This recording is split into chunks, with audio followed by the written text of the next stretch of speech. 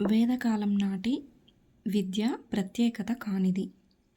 Option 1 అంతిమ లక్ష్యం మోక్ష సాధన, విద్యా ఉత్సవం ఉపనయనం, గురువు విద్యార్థి చెవిలో గాయత్రి మంత్రం ఉపదేశించడం, ఉపనయనం అయిన తరువాత బాలురు వనప్రస్థాశ్రమ దశకు చేరడం.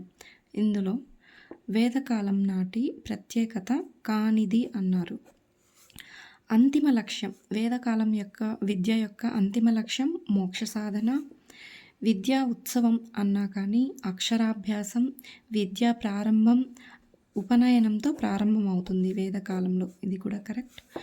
గురువు ఈ ఉపనయనంలో గురువు విద్యార్థి చెవిలో గాయత్రి మంత్రాన్ని ఉపదేశించడం జరుగుతుంది. ఇది కూడా కరెక్ట్. ఉపనయనం అయిన తరువాత బాలులు వనప్రస్థాశ్రమ దశకు చేరుతారు అన్నారు. ఇది రాంగ్. ఉపనయనం అయిన తరువాత బాలురు బ్రహ్మచర్య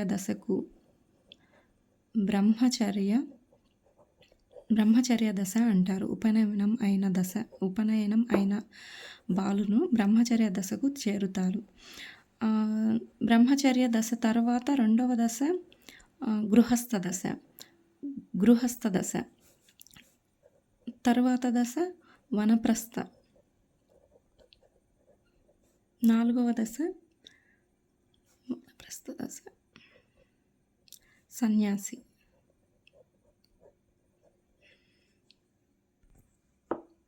సన్యాస దశ.